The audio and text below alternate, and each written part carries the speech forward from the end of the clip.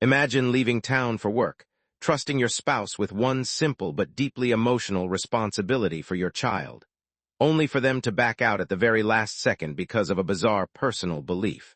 Today's story comes from Reddit, and it starts with a grieving 13-year-old girl who just wanted to say goodbye to her classmate one final time.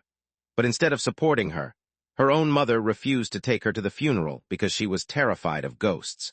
What happened next completely shattered this family. The grandmother rushed in to save the situation, called the wife a terrible parent directly to her face, and shockingly, the husband agreed with her. Now the wife is furious, the daughter barely wants to speak to her mother, and the marriage is spiraling out of control. So, was the wife being selfish, or did the family go way too far attacking her over a genuine fear? And trust me, the worst part of this story wasn't even the funeral. Let's get into it.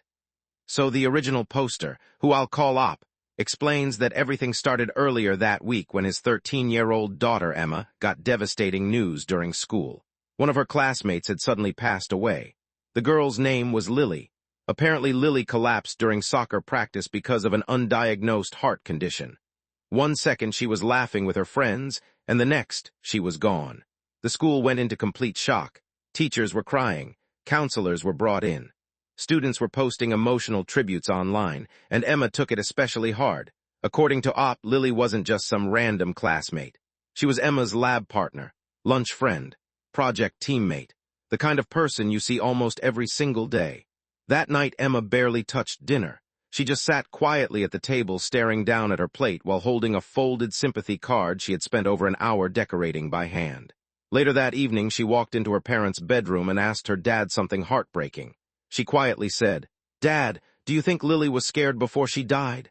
And Op says that question completely shattered him. Because how are you supposed to answer something like that to a 13-year-old kid? Now, before the story continues, Op explains something important about his wife, Sarah. Sarah has always had an extreme fear surrounding death. Not normal discomfort, actual fear. She refuses to attend funerals, avoids cemeteries completely, won't even drive past one at night.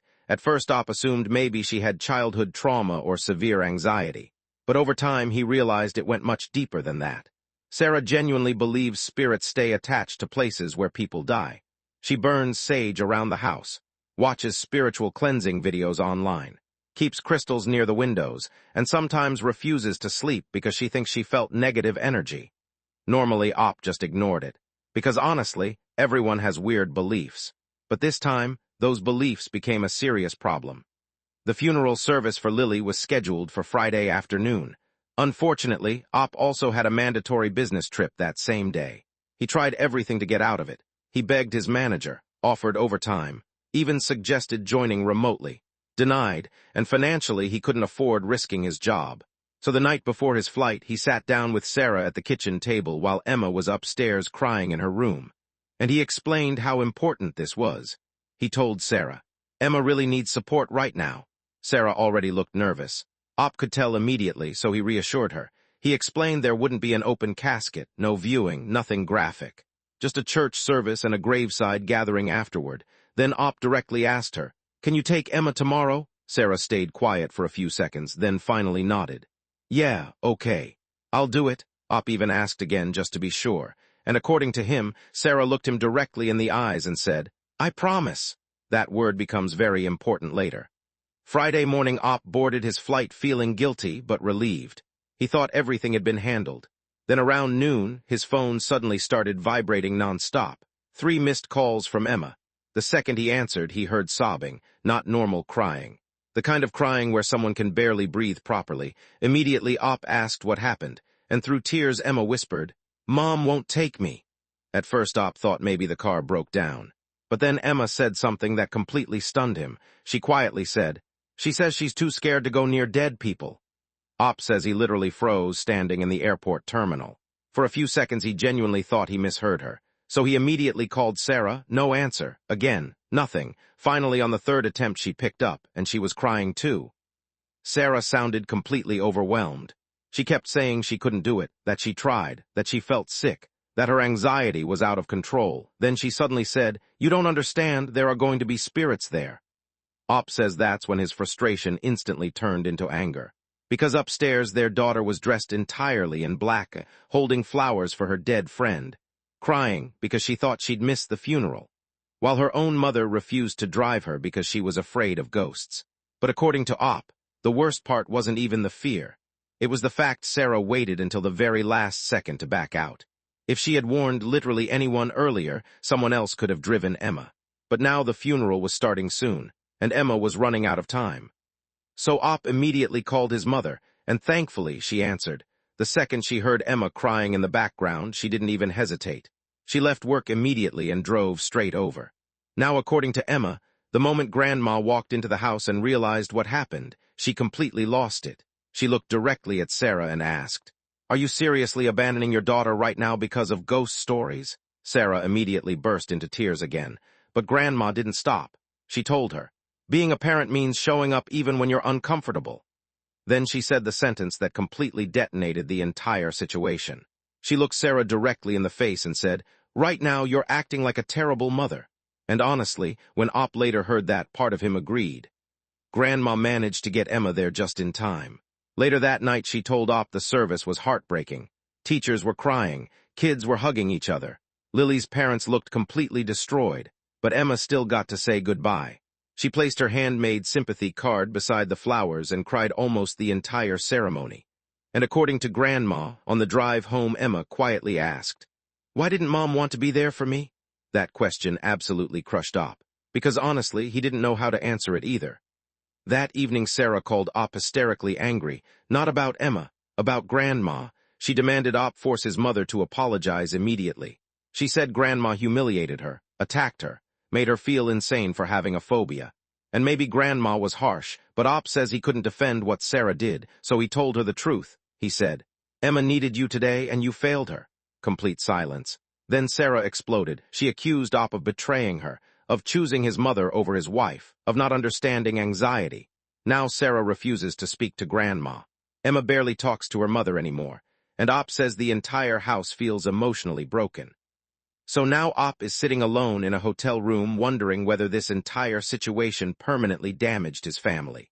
And honestly, this story is hard, because yes, phobias are real, anxiety is real. But when your child is grieving, shouldn't they come first? Especially during one of the hardest moments of their life? I genuinely don't know. So what do you guys think? Was the wife selfish for backing out at the last second? Or did the husband and grandmother go way too far attacking someone over a genuine fear? Let me know your thoughts below. And if you enjoyed tonight's story, don't forget to subscribe for more emotional Reddit stories and relaxing gameplay narration. Sleep well, and I'll see you in the next story. Most people think the story ended after my daughter finally made it to the funeral. It didn't, because when she came home that night, something had changed. My daughter barely looked at her mother. My wife locked herself in the bedroom crying for hours, and my phone started exploding with messages from relatives demanding to know what happened. But the moment I realized our family might genuinely never recover from this was when my daughter quietly told me something about her mother that I still can't stop thinking about. According to my mother, the ride home from the funeral was almost completely silent. Emma just stared out the window holding the folded funeral program in her lap. Every once in a while she'd wipe tears away with her sleeve, but she barely spoke. Then halfway through the drive she suddenly asked Grandma, "Do you think Mom even wanted me there?" My mother later admitted that question hit her like a truck, because it wasn't anger, it wasn't yelling, it sounded like genuine heartbreak.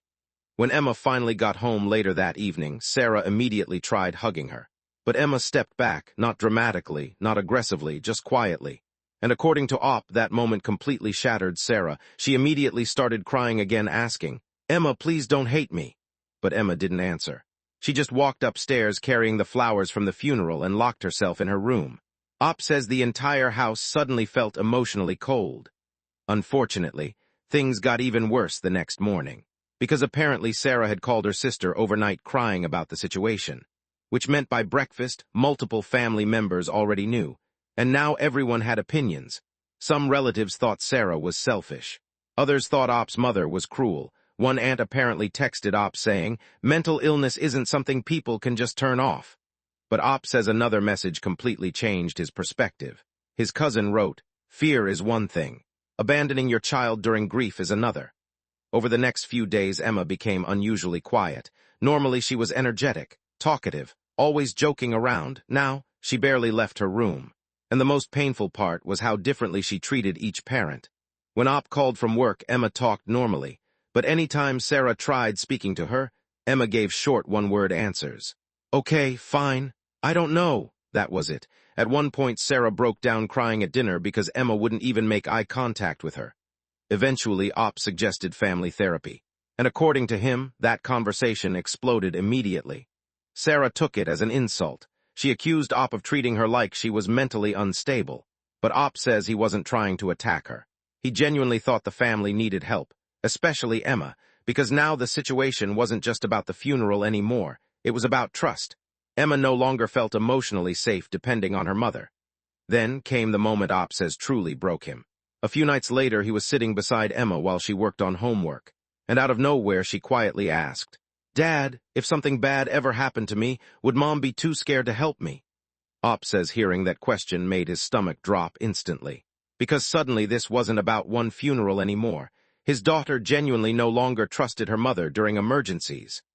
That same night, Op confronted Sarah privately, and according to him, it turned into the biggest argument of their entire marriage. Sarah screamed that everyone was treating her like a monster. Op yelled back that she still wasn't understanding why Emma was hurt. Then Sarah suddenly shouted, "I said I was sorry, what more do you want from me?" And Op finally admitted something he'd been avoiding for days. He looked directly at her and said, "I want to know that our daughter can rely on you." According to Op, Sarah immediately went silent after hearing that. Now Op says the house feels completely broken. His wife barely leaves the bedroom. His daughter barely speaks at dinner, and his mother refuses to apologize for what she said. But just when Op thought things couldn't possibly get worse, Emma's school called about something that happened during grief counseling. And apparently, it involved a letter Emma wrote about her mother that was never supposed to be seen by anyone else. And honestly, after reading that letter, I started questioning whether my marriage would survive this at all.